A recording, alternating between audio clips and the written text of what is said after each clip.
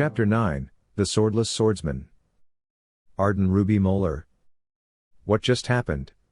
Miro suddenly threw a tantrum and picked up Nia. Poor woman. And now, my legs were aching from trying to catch up with Goemi. I found her all bent over and crying her eyes out. I strolled to where she was. Without another word, I sat beside her. On instinct, I reached out and put my arm around her shoulders. She leaned against me and cried some more. I hate it when girls cry. I can never stand it.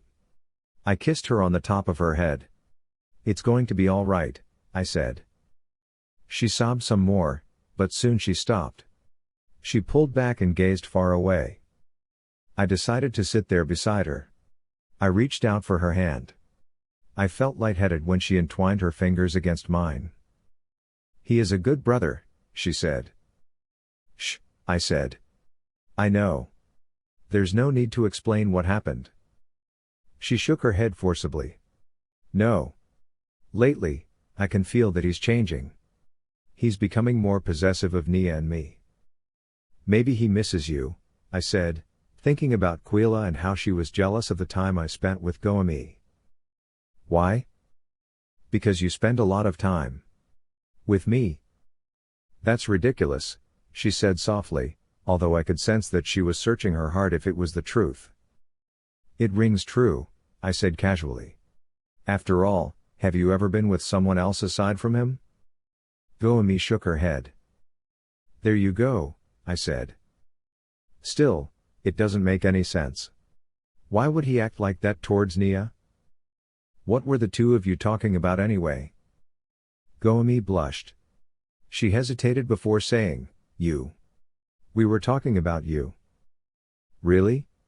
I asked, grinning from the inside out. A smile escaped Goemi's lips. You look very pretty when you smile, I said. I was not lying, I told lies to a lot of women to make them smile at me, but never to Goemi. Goemi blushed. Thank you. Now, tell me what that ruckus was about, I said. I don't want to talk about it, she said. Then as though an afterthought, she added, maybe you're right. Maybe he's a bit jealous. I listened intently and squeezed her hand. We've always been together, and now I spend a lot of time with you. Which works to my advantage, I said in jest before smiling at her again. To my dismay, she removed her hand from my grip. Maybe we should stop being this close, she said. She said this as though it was such a bad thing. Why? Because. Because what? I asked, although, at the back of my mind, I had a hint of what she was afraid of.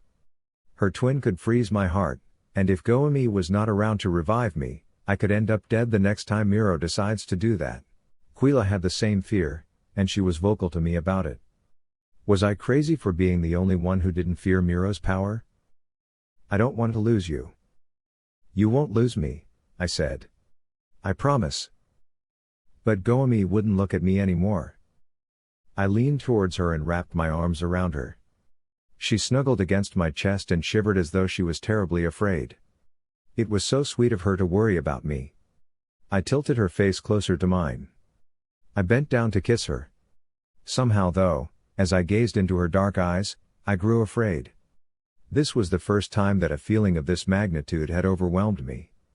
If I had already fallen in love with her, and if she were to move away from me, the thought would crush me. Literally and figuratively. So right before my lips met hers, I whispered, don't let me kiss you if you have no intention of falling in love with me. Goemi's eyes clouded, and tears started to well down her cheeks. Hey, I said. She shook her head and pulled back. It's not. Why? I'm not sure how I feel about you. Look at my twin. He's hardly normal. And I don't think I'd be able to choose between the two of you, she said as she hurried to her feet. Nobody's making you choose, I said. You aren't, she said. But he would. He might. Before I could grab her hand, she had turned and was running back to camp. Just like that? I thought to myself. In frustration, I took out my dagger from my belt pouch and threw it against the tree. It hit the trunk with a resounding and sickening thud. Slowly, I walked over to the tree and pulled out the dagger. Then put it back into its sheath. When I looked up, I saw Quila standing just a few feet away from me, studying me. "I didn't know you followed me," I said. Quila spoke nothing. When I caught her eyes, they seemed sadder than usual. This time, however, she did not bother to tease or mock me. Instead, she walked towards me. And when I was within arm's reach, she held my hand. We started walking back to camp without another word. For some strange reason, I got the feeling that somehow, she understood why I was lonely.